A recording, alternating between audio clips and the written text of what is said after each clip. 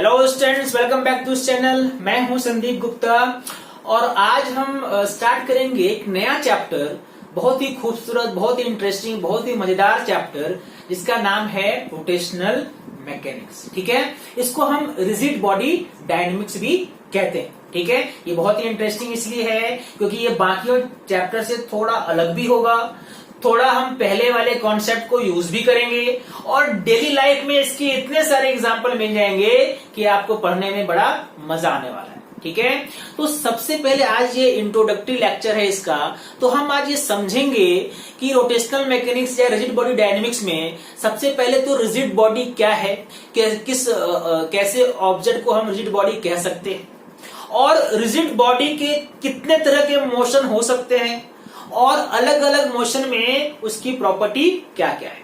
ठीक है, तो सबसे पहले समझते हैं रिजिड बॉडी है क्या। तो रिजिड बॉडी एक जैसे मान लो ये बहुत सारे पार्टिकल का एक कॉम्बिनेशन, एक सिस्टम हो सकता है ना। Rigid body is made of many particles. ठीक है, but the distance between two particles always remains constant। ठीक है, यही सबसे इंपॉर्टेंट बात है एक रिजिड बॉडी में।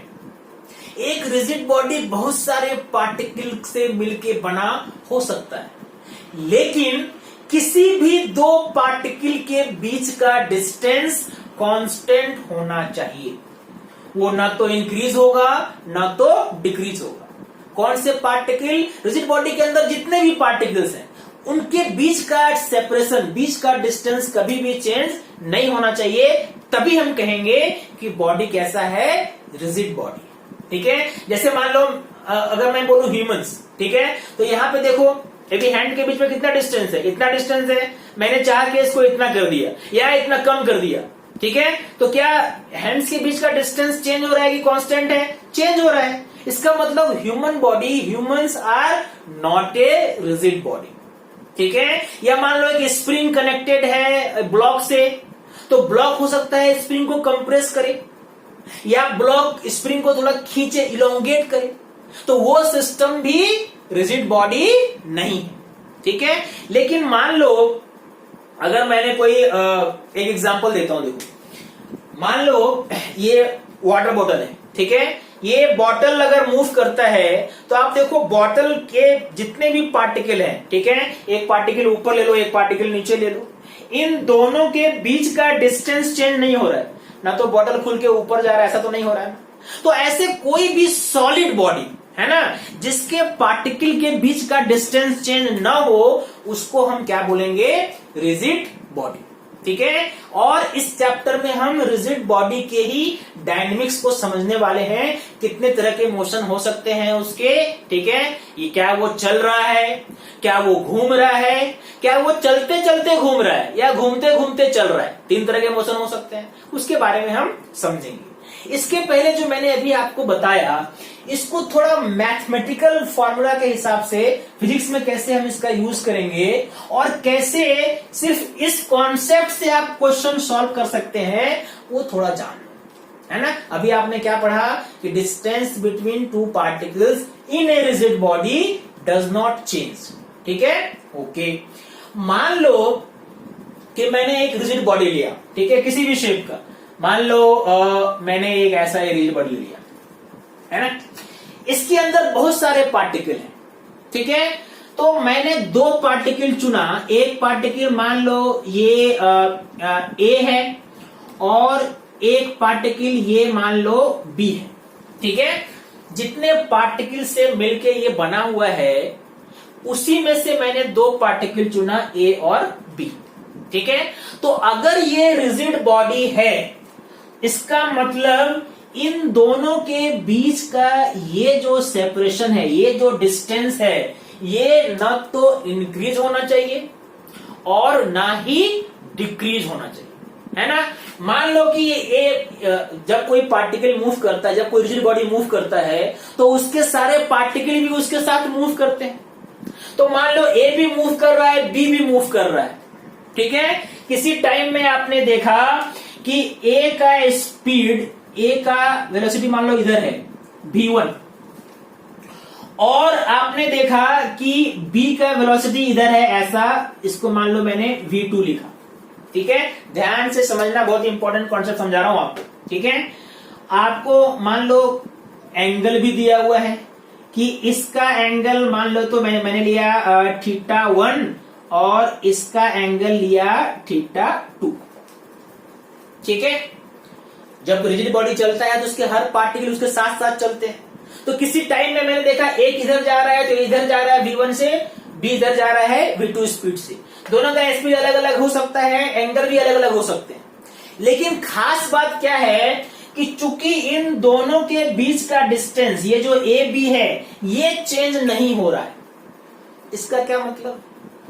इसका मतलब है कि अगर v2 का जो कंपोनेंट है ना, अलोंग द लाइन, अगर मैं कंपोनेंट यहां पे लिखूं तो v2 के दो कंपोनेंट हो सकते हैं। इधर कौन सा कंपोनेंट हो सकता है? अगर ये v2 है तो ये हो सकता है v2 cos θ2, और v1 का इधर क्या हो सकता है component? v1 cos θ1।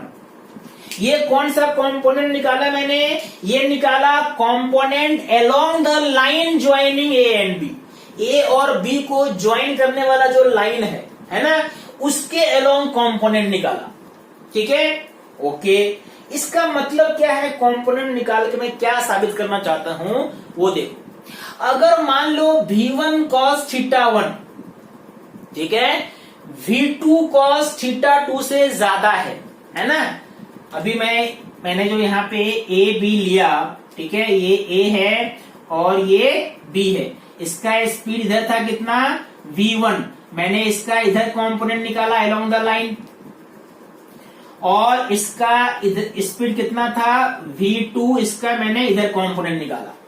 Okay, component कितना है? ये कंपोनेंट है v1 cos θ1 और ये है v2 cos θ2, ठीक है। This angle is θ2, this angle is θ।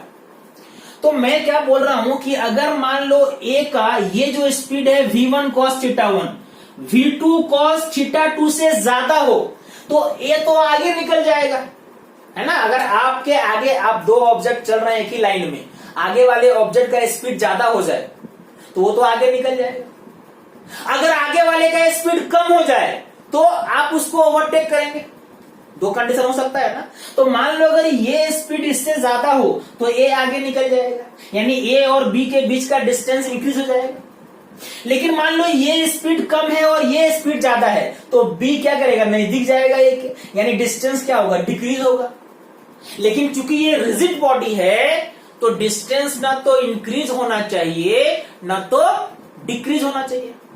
यानी इस कंडीशन में ये दोनों एक दूसरे से कम और ज्यादा नहीं हो सकते। यानी मैथमेटिकली अगर ये रिजिड बॉडी है तो इन दोनों को आपस में क्या होना होगा? इक्वल होना। ठीक है। पहला कॉन्सेप्ट क्या है कि the component of velocities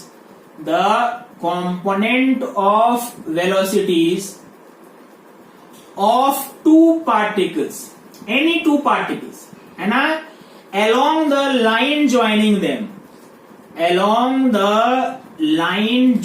them should be equal।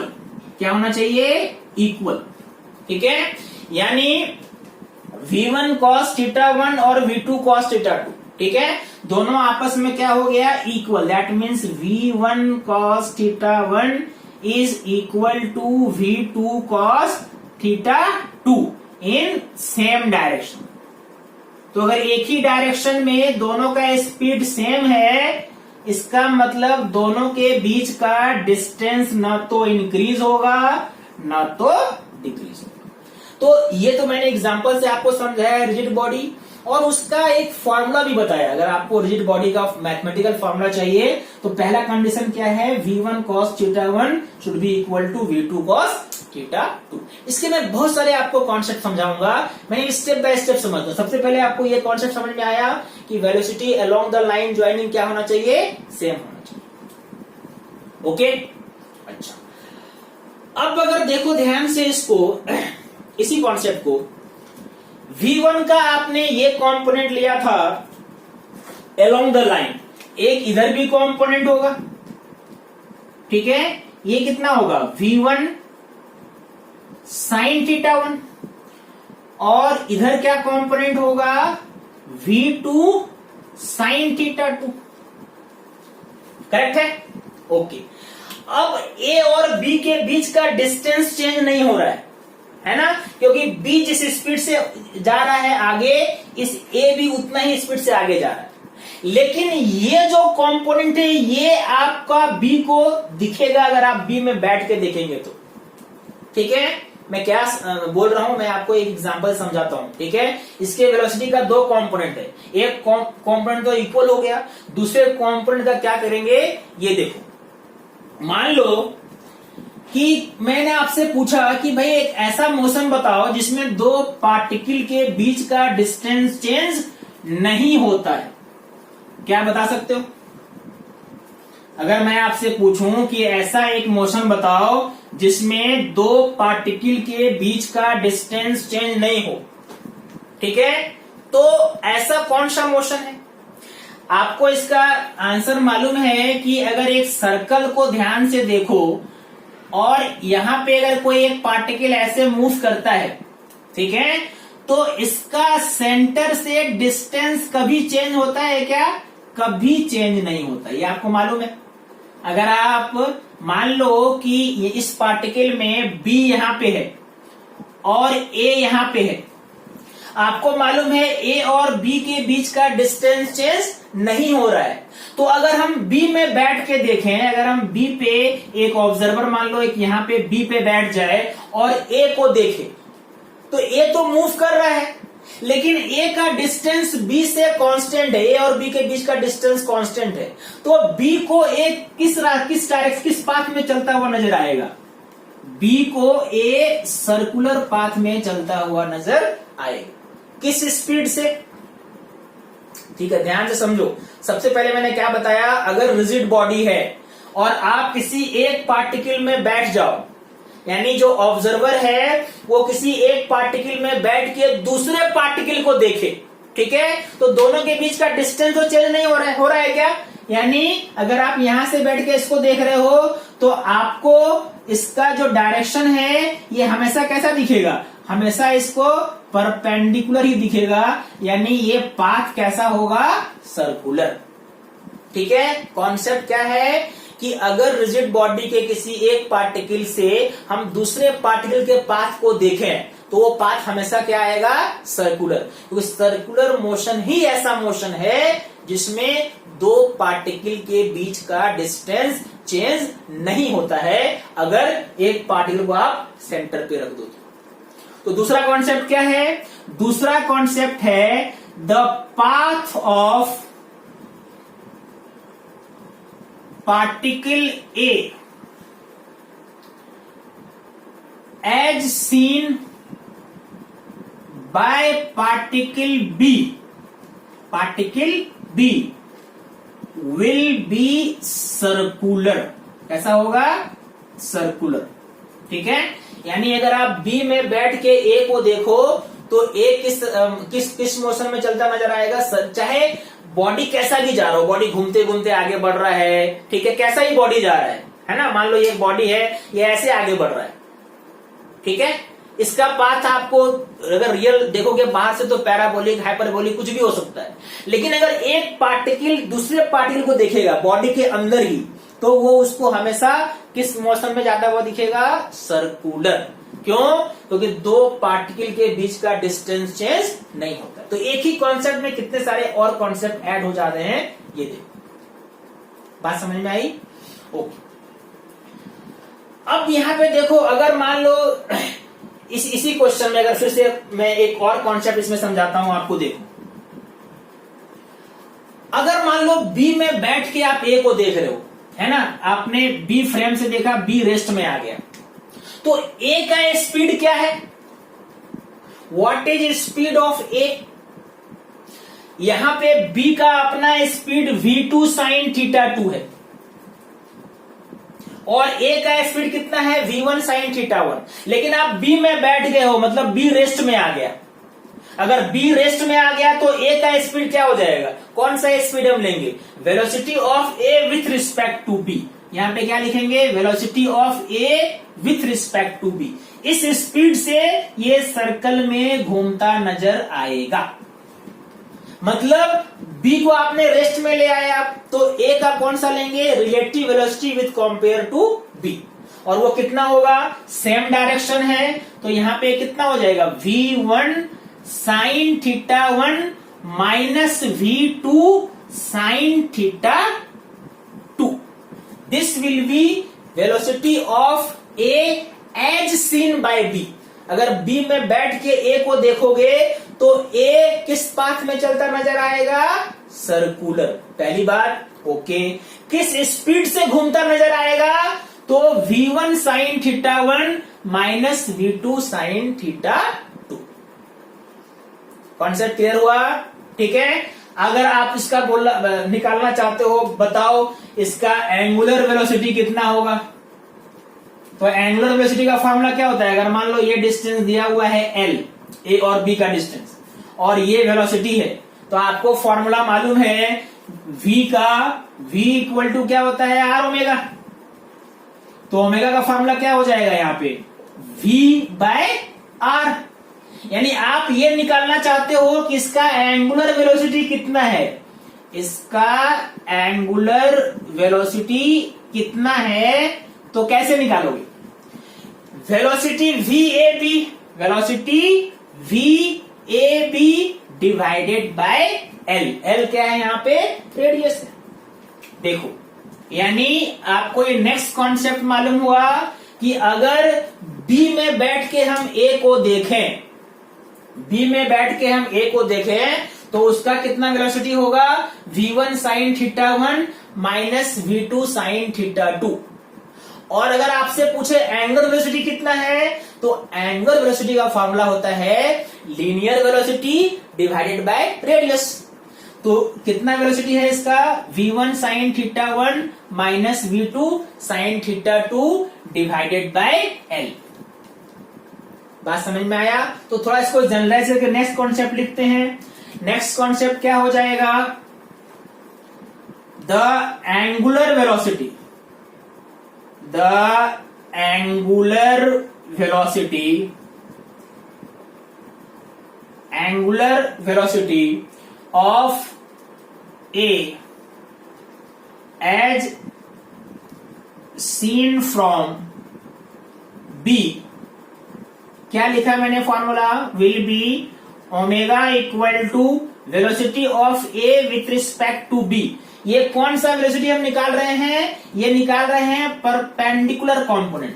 मतलब एक कंपोनेंट तो हम पहले ले चुके हैं, हम कौन सा कंपोनेंट ले रहे हैं, परपेंडिकुलर कंपोनेंट, मतलब V A B by L.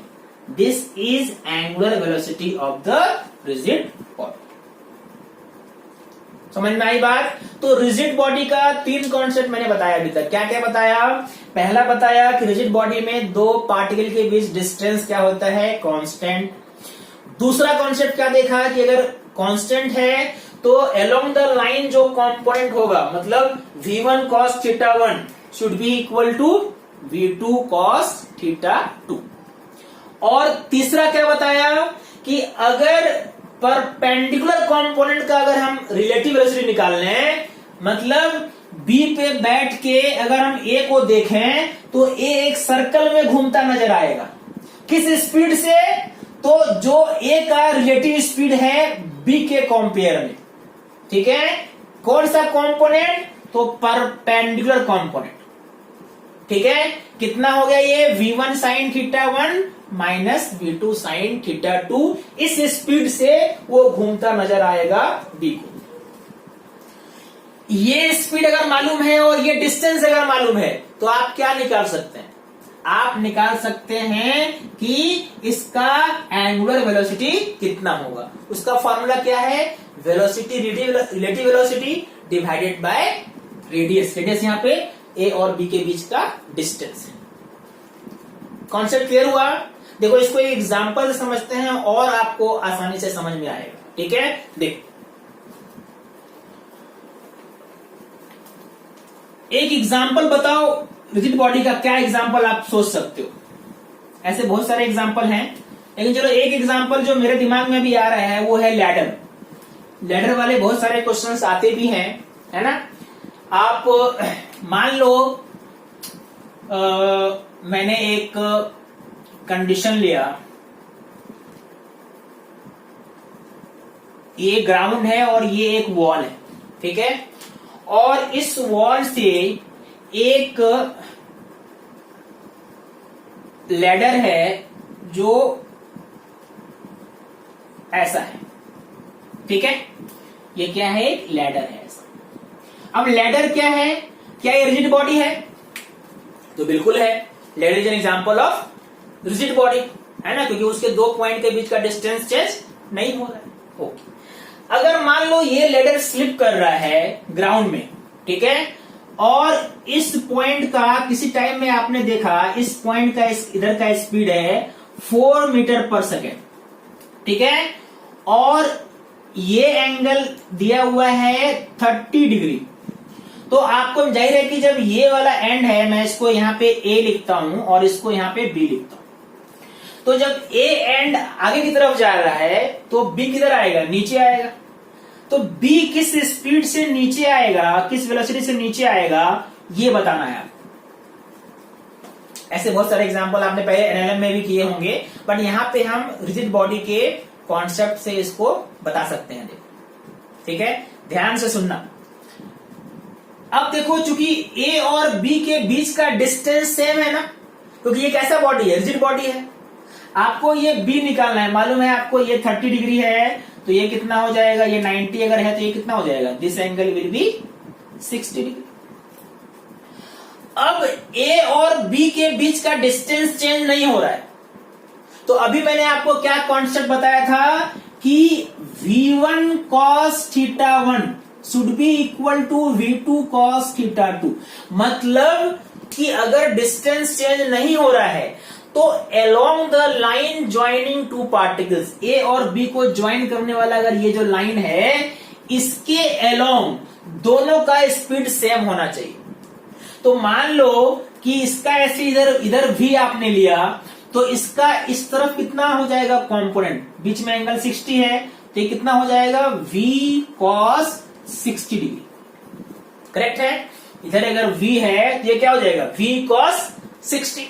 Okay, इधर कितना है? इधर है 4, तो इसका अलोंग द कंपोनेंट अगर इधर आप निकालोगे, आपको सेम डायरेक्शन में along the line in same direction दोनों का कंपोनेंट V cos 60 है और इसका 4, ये एंगल 30 है, तो ये भी एंगल क्या होगा?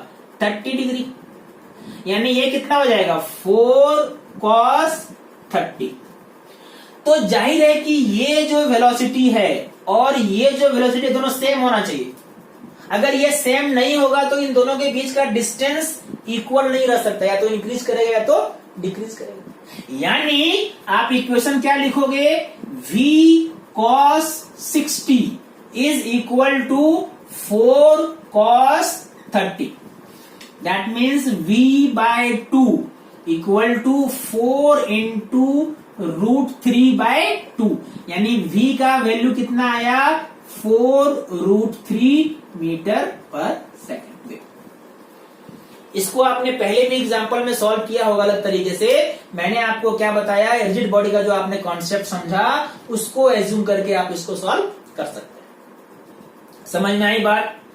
अगर मान लो ये इस तरफ जा रहा है और ये ऐसे गिर रहा है, ठीक है, तो अगर मान लो B पे आप बैठे हो तो आपको A कैसा चलता हुआ दिखाई देगा? सर्कुलर। या A से अगर आप A पे बैठ के B को देखो तो B का भी मोशन कैसा दिखाई देगा? सर्कुलर। अभी मैंने आपको समझाया, दो पार्टिकल के बीच का डिस्टेंस अगर चेंज नहीं होता है, इसका मतलब एक पार्टिकल सेंटर पे है और दूसरा घूम रहा है, क्योंकि वहीं पे क्या होता है? डिस्टेंस चेंज नहीं होता है ना। अब जो मैंने दूसरा कॉन्सेप्ट बताया, ये तो चलो मैंने पहला आपने एग्जांपल, पहला आंसर आप लेके आ गए। अगर मान लो आपसे पूछे find the angular velocity find the angular velocity of ladder, है ना, एज सीन फ्रॉम ए। ठीक है, ए पे अगर आप बैठ के देखो, अगर आप ए पे यहां पे बैठे हो, मान लो आप ए पे बैठे हो, तो बी का मोशन कैसा लगेगा आपको? बी का मोशन आपको दिखेगा परपेंडिकुलर, मतलब कैसा मोशन दिखेगा? सर्कुलर। और अगर ये सर्कुलर मोशन है तो इसका एंगुलर वेलोसिटी क्या होगा, ये आपसे पूछा जा रहा है। देखो मैंने बस दो सिंपल सा कॉन्सेप्ट में ही ये पूरा जो न्यूमेरिकल, ऐसे न्यूमेरिकल हैं, आप बहुत ही आराम से सॉल्व कर सकते हो। आपको बस ध्यान रखना है कि जब आप एंगुलर वेलोसिटी निकालते हैं तो परपेंडिकुलर मोशन देखो, मतलब परपेंडिकुलर कंपोनेंट निकालेंगे वेलोसिटी का, और देखेंगे कि बी का ए के रिस्पेक्ट में कितना वेलोसिटी है। ठीक है, ओके। अब ये v कितना निकला हमारा? 4√3 मीटर पर सेकेंड। कितना निकला? 4। अभी हम इसका वैल्यू पुट करेंगे। इधर आपका v cos 60 हो गया, तो इसका कितना हो जाएगा? ये कंपोनेंट ये हो जाएगा v sin 60। मतलब जब हम फाइंड करेंगे एंगुलर वेलोसिटी तो हम कौन सा कंपोनेंट निकालते हैं? परपेंडिकुलर कंपोनेंट, लैडर के परपेंडिकुलर। ऐसा क्यों? क्योंकि सर्कुलर मोशन में वेलोसिटी जो होता है हमेशा लाइन के क्या होता है? परपेंडिकुलर होता है। किसी भी पॉइंट पे आप ले लो, वेलोसिटी देखो, ये लाइन है अलोंग द लाइन, यहां पे इस बार कौन है? यहां पे ए है और ये बी को देख रहा है, तो बी इसको इधर जाता हुआ दिखेगा। समझ में आई बात? ओके। अच्छा, ए का देखो, इसका ये कंपोनेंट इधर कितना है? ये आपका इसका स्पीड इधर v है, तो इधर आपने निकाला एक कंपोनेंट, दूसरा लैडर के परपेंडिकुलर ऐसा हो जाएगा। देखो ऐसा ही है ना? ये कितना हो जाएगा? ये 4 cos 30, तो ये क्या हो गया? 4 sin 30। ठीक है, अब इस डायग्राम में b का भी वेलोसिटी है और a का भी वेलोसिटी है, लेकिन आप a पे बैठ के b को देख रहे हो, तो a कहां पे आ जाएगा? सेंटर पे। तो a का वेलोसिटी हम क्या लेंगे? 0।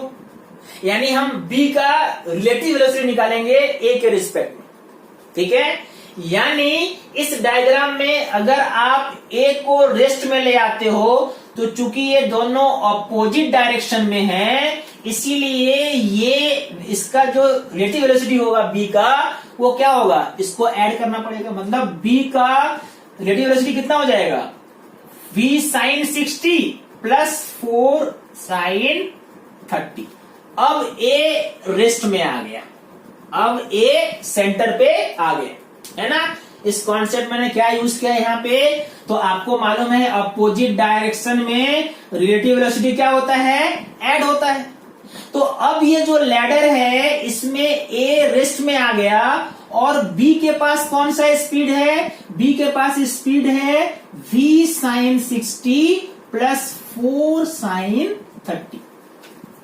ठीक है, और a को ये b इस तरह से ऐसे सर्कल में घूमता हुआ दिखेगा। ठीक है, और ये जो इन दोनों के बीच का जो लेंथ है, मान लो लेडर का लेंथ दिया हुआ है 1 मीटर, तो ये रेडियस कितना हो जाएगा इसका? 1 मीटर। अब ये निकाल लो। ओमेगा निकालने के लिए आपको मालूम है फॉर्मूला कैसे निकालेंगे ओमेगा? ओमेगा क्या होता है? Velocity of B with respect to A by radius. यानी इन दोनों को ऐड करो तो ये कितना हो जाएगा? v sin 60 plus 4 sin 30 divided by ये लेंथ कितना हो गया? 1। v कितना निकाला था हमने अभी? हाँ, 4√3, करेक्ट। तो ये कितना हो गया? 4√3, v 4 नहीं है, v कितना निकाला था? हाँ ठीक है, 4√3, करेक्ट। v निकाला था हमने 4√3 इंटू साइन 60 कितना हो गया? √3/2 प्लस ये कितना दिया है? 4 और साइन कितना हो गया? Sine 30 1/2 divided by 1। यानी ये कितना हो जाएगा? ये 2 कैंसिल करो, √3 इंटू 3 इंटू 2 6 प्लस 2 8 रेडियन पर सेकेंड जो एंगुलर वेलोसिटी का यूनिट है। यानी आपने रिजिड बॉडी में किसी एक पार्टिकल का, एक पॉइंट का स्पीड मालूम है तो दूसरे पॉइंट का स्पीड निकाल सकते हैं, और अगर दोनों पॉइंट का स्पीड मालूम है और दोनों पॉइंट के बीच का डिस्टेंस मालूम है तो एंगुलर वेलोसिटी भी निकाल सकते हो किसी भी एक पॉइंट से अगर दूसरे को देखोगे तो। करना क्या है, जिस पॉइंट से आप देख रहे हो उसको रेस्ट में लाएंगे, मतलब उसके रिस्पेक्ट में दूसरे का रिलेटिव वेलोसिटी निकालेंगे। क्योंकि यहाँ पे अपोजिट डायरेक्शन था इसलिए मैंने क्या किया था, यहाँ पे ऐड किया। अपोजिट डायरेक्शन में रिलेटिव वेलोसिटी ऐड होता है। तो आज मैंने आपको क्या बताया, मैंने आपको रिजिड बॉडी डायनेमिक्स में रिजिड बॉडी क्या होता है वो समझाया। ठीक है, अब हम देखेंगे रिजिड बॉडी कैसे मूव कर सकता है, प्योर ट्रांसलेशनल, प्योर रोटेशनल या ट्रांसलेशनल प्लस रोटेशनल। ठीक है, इसको हम देखेंगे नेक्स्ट लेक्चर में। इसको आप अच्छे से समझो, कहीं पे भी कोई डाउट होगा तो मुझसे पूछो। ठीक है।